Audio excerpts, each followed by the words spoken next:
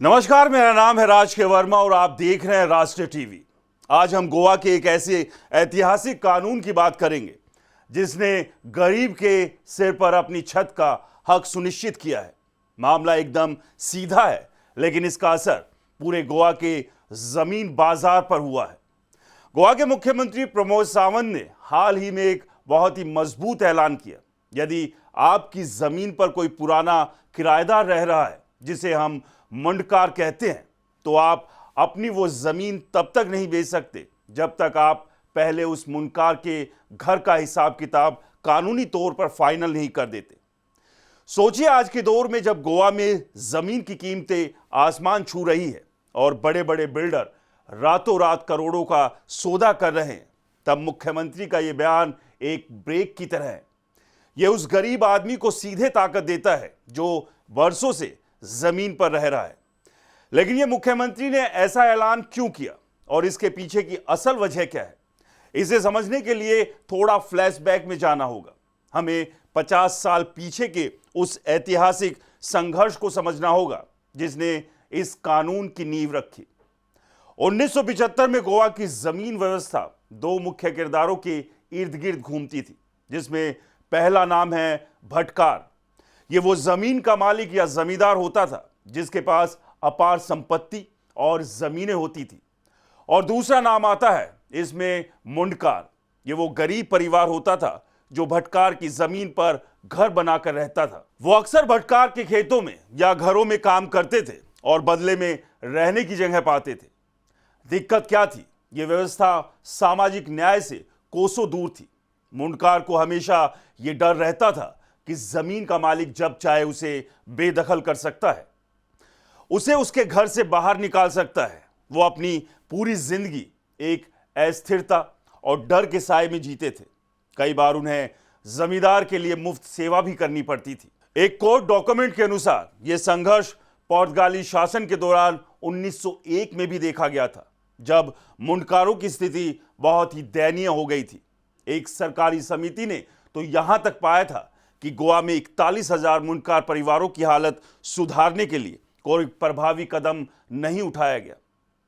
यह आंकड़ा दर्शाता है कि यह केवल कुछ लोगों की समस्या नहीं थी, बल्कि गोवा की ग्रामीण अर्थव्यवस्था और सामाजिक संरचना का एक बहुत बड़ा हिस्सा इस शोषणकारी व्यवस्था से जूझ रहा था। फिर कुछ समय बाद इस गंभीर सामाजिक अन्याय को खत्म करने के लिए भारत सरकार ने कदम उठाया।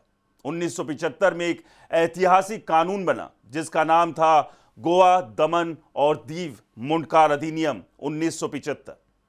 इस कानून के 3 मुख्य लक्ष्य थे। पहला, मुंडकार को बिना किसी वैध कारण के उसके घर से कोई नहीं निकाल सकता। दूसरा, मुंडकारों द्वारा जमींदार को दी जाने वाली मुफ्त सेवाओं की प्रथा को खत्म करना। तीसरा और सबसे बड़ा अधिकार, मुंडकार को उस जमीन का मालिक बनने का कानूनी अधिकार देना जिस पर उसका घर बना है। यह कानून मुंडकार को एक जबरदस्त पावर देता है। यह कानूनी तौर पर उस जमीन को खरीदने की मांग कर सकता है जिस पर उसका घर बना है। मुंडकार अपने घर के साथ साथ शहर में लगभग 200 वर्ग मीटर या गांव में 300 वर्ग मीटर तक की जमीन का मालिक बनने का हक रखता है। लेकिन सबसे बड़ा सवाल यह कि इस जमीन की कीमत कैसे तय होती है।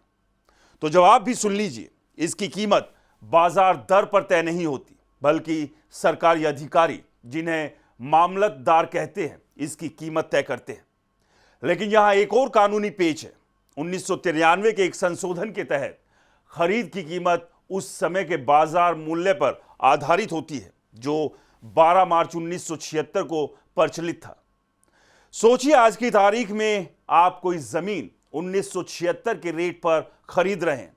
लगभग नाम मात्र का मूल्य होता है, जो इस कानून को सामाजिक सुधार का सबसे शक्तिशाली उपकरण बनाता है। अब यह बात हम सभी जानते हैं कि कानून बन जाना एक बात है और उसे जमीन पर लागू कराना दूसरी। ऐसा ही कुछ इस कानून को लेकर भी हुआ। कानून बनने के बाद भी भटकारों का प्रभुत्व इतना अधिक था कि मुंडकार अपने अधिकार आसानी से नहीं ले पाते थे। रवि नायक ने सड़कों से लेकर विधानसभा तक आवाज उठाई। उनके जमीनी आंदोलन ने सरकार पर दबाव बनाया कि वो इस कानून को केवल कागज पर नहीं बल्कि हर तहसील और हर गांव में लागू करें। संक्षेप में कहें तो 1975 में कानून बना, लेकिन रवि नायक के नेतृत्व में मुंडकार आंदोलन ने उस कानून को ताकत दी, जिससे गरीब लोग बिना डरे अपने हक के लिए लड़ सके। आज गोवा रियल एस्टेट और टूरिज्म का सेंटर बन चुका है। जमीन की कीमतें करोड़ों में है। इस लालच में कई जमीन मालिक कानून को दरकिनार करने की कोशिश करते हैं।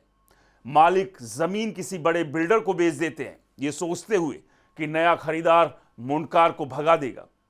नया खरीदार लाखों की जमीन खरीद कर जब मुंडकार को हटाने जाता है तो झगड़े और कोर्ट कचहरी शुरू हो जाती है। सीएम सावंत का वर्तमान बयान इसी अन्याय पर सीधा हमला है। उनका संदेश साफ है, जमीन बेचने से लेकर मुंडकार के कानूनी हक को फाइनल करो, या तो उसे खरीदने दो या उससे विधिवत उसका हक छोड़ने के लिए कहो। हम आपको आंकड़ों के जरिए बताते हैं कि 50 साल बाद भी गोवा में हक की लड़ाई क्यों जारी है और मुख्यमंत्री प्रमोद सावंत का हालिया कड़ा रुख क्यों इतना महत्वपूर्ण है।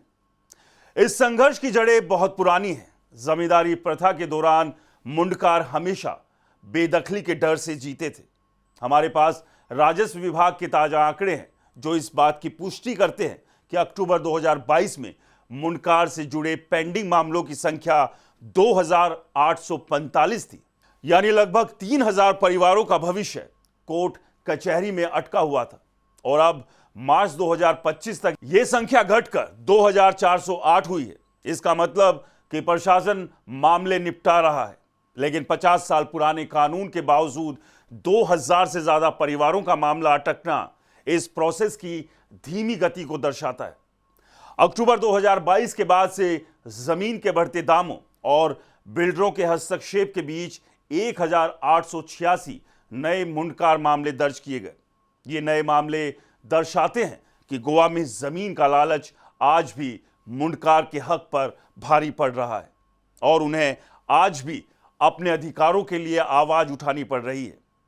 इसी पृष्ठभूमि में मुख्यमंत्री प्रमोद सावंत ने एक बड़ा लक्ष्य तय किया। उन्होंने वादा किया कि वो उत्तरी गोवा में 2000 और दक्षिण गोवा में 1500 यानी 3500 मुंडकार घरों को जल्द से जल्द नियमित करेंगे।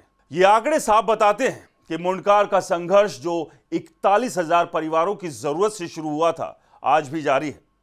मुख्यमंत्री सावंत का यह कड़ा बयान ये सुनिश्चित करता है कि गोवा का सामाजिक न्याय केवल कागज पर नहीं बल्कि जमीन पर भी लागू हो। हम इस संघर्ष और इसकी प्रगति पर लगातार नजर बनाए रखेंगे।